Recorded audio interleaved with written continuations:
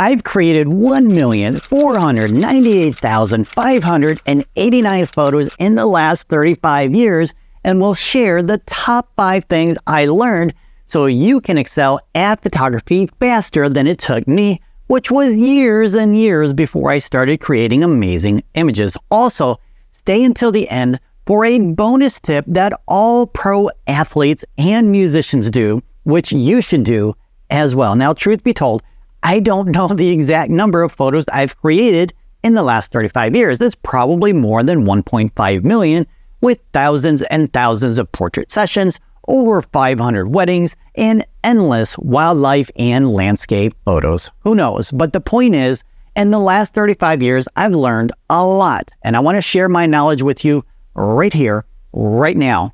Are you ready? Awesome. Let's do it. First, manual mode. Is it overrated or is it underrated? It's very confusing, right? Especially since a lot of photographers say, you're not a real photographer if you don't shoot manual mode. Then some say aperture or shutter priority is the only way to go. So which is it? Well, what I learned back in 1989 is, drum roll please, aperture priority was perfect for me, at least for the first few months until I truly understood the exposure triangle. Then, once I realized that my Nikon 8008 wasn't 100% accurate, at least regarding exposures, I switched to full manual mode because I felt like I was smarter than my camera and wanted full creative control. Nowadays, though, advanced digital cameras are way smarter than those from yesteryear. However, old habits die hard, and I still shoot 90% of my images in manual mode, with one major exception, especially when shooting wildlife. I use auto ISO. Now, if you're unfamiliar with auto ISO, let me know in the comments and I'll create a video just for you. So which should you use, manual or one of the auto modes? Well, if you are new to photography, I recommend aperture or shutter priority depending on your creative vision for the shot. However, I recommend mastering shooting in manual mode sooner rather than later because I believe it will make you a better photographer in the long run. And then you'll have full creative control and can choose any shooting mode depending on the situation. Another thing I've learned is that golden hour is overrated. Or is it? Well, when I was younger, you couldn't drag me out of bed to shoot sunrise or during golden hour in general, because the thought of shooting an hour before sunset never crossed my mind since I had more important things to do. Well, the fact that I never shot portraits, landscapes, or wildlife during golden hour, in addition to composition and exposure issues, was why most of my images weren't that good back in the 90s. Now, 95% of my favorite images I create are during golden hour. Nothing beats the color of light during those times, up to an hour before sunset or after sunrise. I'm always shooting during those times, whether for portraits, landscapes, or wildlife. However, I've recently fallen in love with another time of day I like more than golden hour, blue hour. Blue hour can last 30 to 90 minutes before sunrise or after sunset. At that time, the color of light is magically delicious with its fantasy-like blues and purples. Delicious, wouldn't you agree? Now, real quick, before we get to the last 3 tips, if you found this video helpful so far, please hit the like button. All right, next up is composition.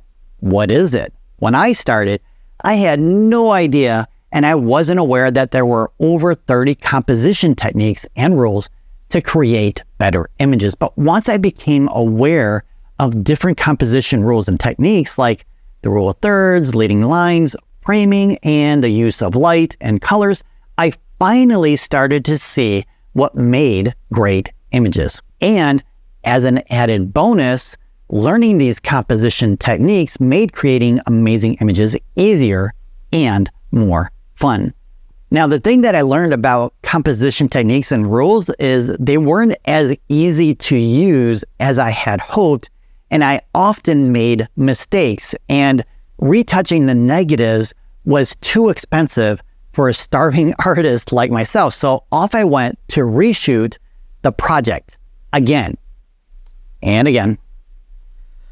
And again, since money was tight, I had to come up with a new method for consistently creating amazing images.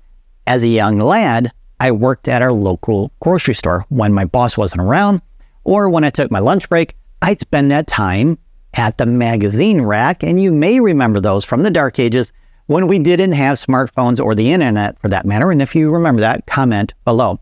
So at the time, I was doing headshots for models, actors, and many portrait sessions. So I'd skim through the glamour magazines like Glamour, and I think Vogue was around then, I think. Anyway, people looked at me funny, and I would just reply, "I'm getting ideas for lighting and compositions." And they look at me like, "Sure you are, buddy." But anyway, it worked. I no longer needed to think about compositions since I had thousands of impressions tucked away for the next photo shoot. After a while, composing became second nature like it did after I practiced and mastered the exposure triangle and all my camera settings. All right, so here is your bonus tip. But first, think about your favorite musician or pro sports player. What do they all have in common other than being filthy rich? Well, let's take Tom Brady, for example. He's won how many Super Bowls? 6 or 7, something like that. But what did he do after every single game? He practiced, and you should too.